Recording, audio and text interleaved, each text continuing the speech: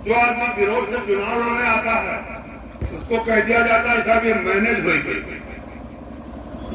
मैं समझता हूं पृथ्वी पर, उस ब्रह्मांड की धरती पर ईश्वर को छोड़ करके बाकी किसी आदमी की हैसियत नहीं है जो भगत राम मिश्रा के किनारे मेहनत करने के लिए कौन कैसा विपक्ष के लोग जितने सब राम विरोधी।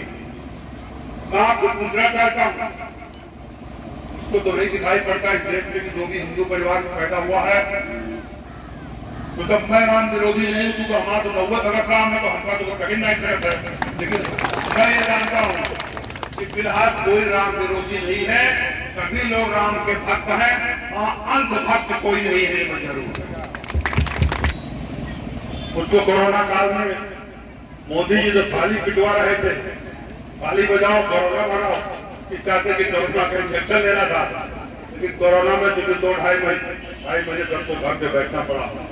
शंकर जी की कृपा से, ईश्वर की कृपा से मुझको 18 पुराण, 4 वेद और 108 मनुस्मृति पढ़ने का मौका मिला।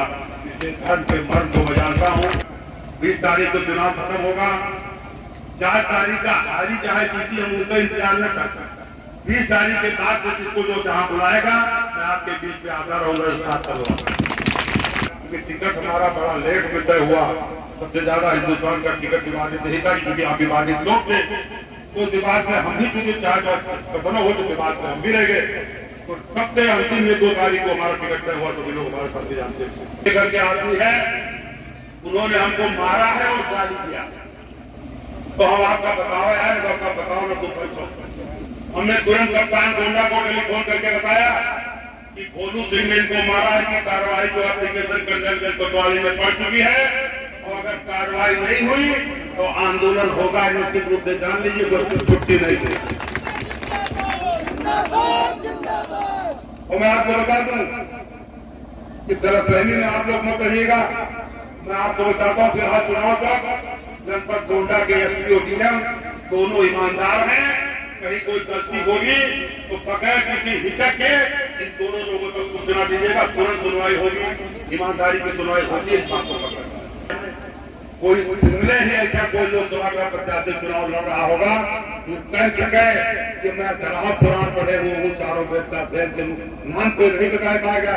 ये कूल पुराण है, ये मत्स्य पुराण है, ये ब्रह्म वैवर्त पुराण है, ये नारद, कोई बता नहीं पाएगा। इस दाते की प्रचलन भागवत पुराण, देवी पुराण और शिव पुराण का ये, बाकी का नहीं पता।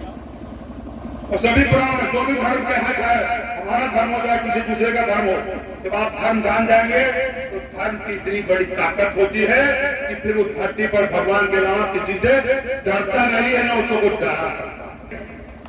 2002 में राजनाथ सिंह जी मुख्यमंत्री थे, हमारे बयानपुर की विधानसभा को मायावती जी कटवा करके श्रावस्ती में मिला दी। और विशेषणगंज के आदमी पहले बहराइच जाए, फिर बहराइच से गिरगा जाए, तो हमारे क्षेत्र के आदमी को बड़ी परेशानी है। हम लोगों ने राजनाथ सिंह से कहा जब इसको वापस कर लीजिए, लेकिन दुर्भाग्य ये था राजा चंद्रमणि कांत सिंह जी वहां धुलिका के विधायक थे, तो सिफारिश कर रहे थे कि जो आएगा तो आवे जो तो काटना होगा। हमने पूरी भरे मंडल की बैठक थी, मुख्यमंत्री को चैलेंज किया कि श्रावस्ती से प्रयागपुर विधानसभा को काट करके आपको लाना पड़ेगा।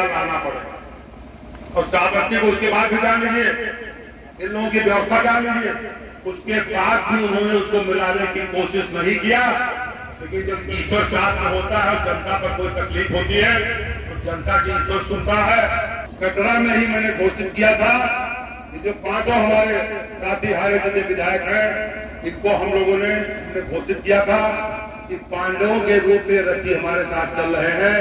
मैंने इनको सबसे हमारे नाथ गोपी जी को मैंने युधिष्ठिर के रूप में घोषित किया था कि हमारे साथ पांडवों के युधिष्ठिर के रूप में चलेंगे।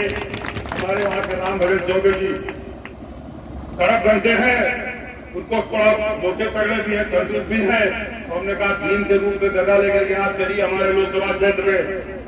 तब वहां के हमारे कंडेलगंज के योगेश प्रताप सिंह जी है, छत्री गुलवंशी है, जरा बहुत तेज तैराकी है, तो उनका गांधी लेके तुम ये नहारो कंडेलगंज में तो कम से कम टंकार करते रहो तो कोई किनारे ना हो।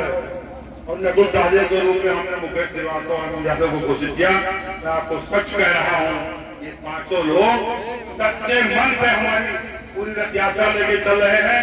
तो हमारे छोटे भाई विनोद शुक्ला जी बैठे हैं, जैसे वहाँ महाभारत के युग में तो झंडा पर हनुमान जी बैठे रहे, तो हनुमान जी के बैठे और नौसों से हनुमान जुड़ा है, ये भी बैठे हुए हैं।